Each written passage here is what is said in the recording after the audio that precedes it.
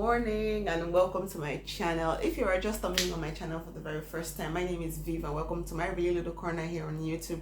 So today is Saturday morning and I am up a bit early today. This is like 6:30, so I'm thinking of what I would wear tomorrow, and I realized that my wardrobe is kind of boring because what's making it boring is because most of my blouses are just like button-up long sleeve shirts and t-shirts, of course, and also crop tops, and it's actually becoming like very boring. I'm going through the same three outfits all the time, so I'm thinking of what else to add to it to give it a little bit of pop.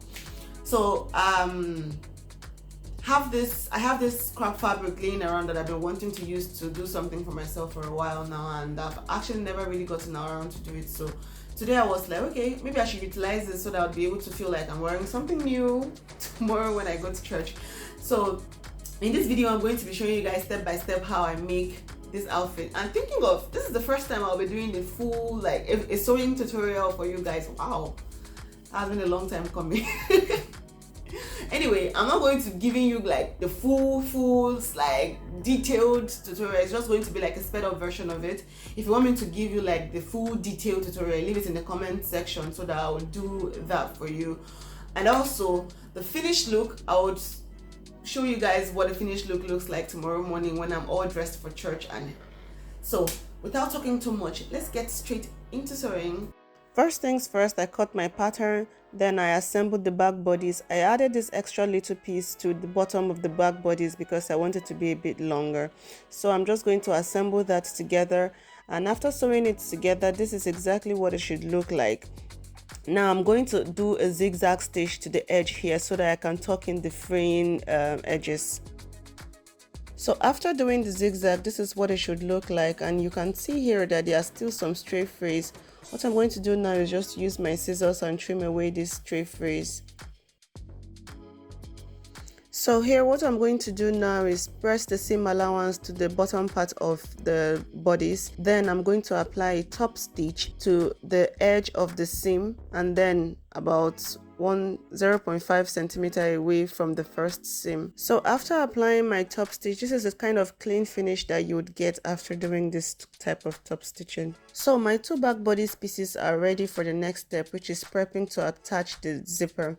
What I'm going to do next is align the two back bodice pieces at the center seam, then apply a stay stitch at a 1 centimeter seam allowance from the top to the bottom, and then press the seam open.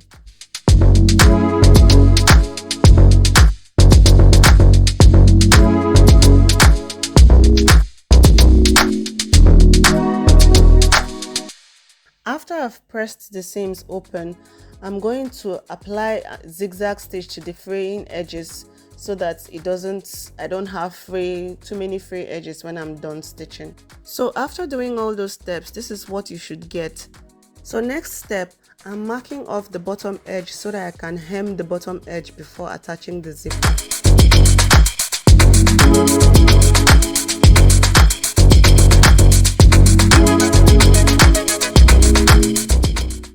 Now I'm done hemming the bottom edge, and this is what it looks like. Now I'm set to attach my zipper, and I'm going to be using this zipper foot to do that. Here you can see that I've lined my zipper stopper about 0.5 centimeter from the lower edge.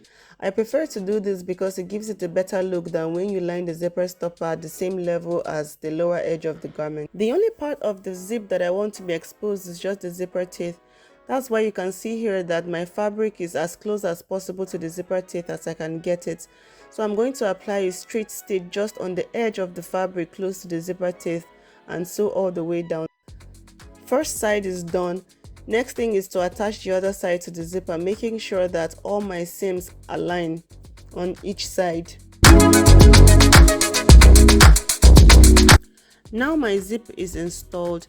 Next thing I want to do is apply a top stitch about 0.5 centimeter from the previous seam I just applied. This would help me to keep the zip fabric down so that whenever I'm taking the zip up or down, the fabric doesn't get caught in between the zip. Now that we have finished prepping the back bodies, it's now time to attach the front bodies. So I'm going to start by attaching it at the shoulder seams. Now the front and the back bodies have been attached at the shoulder seam. So next thing is to finish off the neckline, and I'm going to be doing that with this bias tape I have here. I didn't have a matching color at home, but since I had black, I said, oh well, let me just go ahead and use it.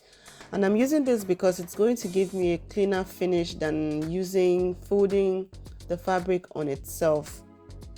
Now the bias tape is attached. So what I'm just going to do now is fold it over and then apply a top stitch all the way around to finish off everything. Neckline is done, and you can see how clean this looks. That's why I choose to use bias tape most of the time whenever I'm doing round neck. So next thing, I'm going to be attaching my tags to this garment. Many people have asked me before why I usually attach my tags to my own garments, and I always tell them why not. I mean, my work should speak for itself, and besides, I have a tendency of wearing an outfit once or never and then giving it out. So if I'm going to give it out, I mean, it should be able to, do the Lord's work for me when it's out there. So the garment is tagged. I'm attaching the sleeves now, and after we're done with the sleeves, I'm going to finish off the bottom edge of the front bodies and then attach the side seams together and then hem the sleeve edge. And after all that, we are done.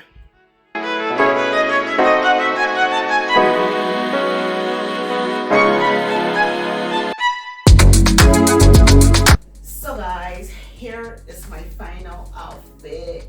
What do you guys think about it? I love this. It's simple yet it's giving me vibes, rich girl vibes, if you know what I mean. So let me show you guys back.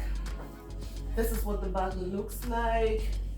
Oh girl, so if you notice, I had to join an extra piece down at the bottom because the fabric wasn't enough, and I wanted it to cover the booty a little bit. I could have left it at the length it was before, but I wasn't feeling it. It wasn't giving me vibes, so I had to add that extra. So what do you guys think? The sleeves, everything about this blouse is giving. I love it. I love it. Let me spin around for you guys a little bit. So what do you guys think? Leave it down in the comment section below. Like I said earlier, if you want a full tutorial on how I was able to make this, please leave it in the comment section so that I'll be able to know, so that I'll give you guys a proper rundown of how I was able to achieve this flawless beauty. And until next time guys, catch you guys, bye. Let me model for you guys a little bit.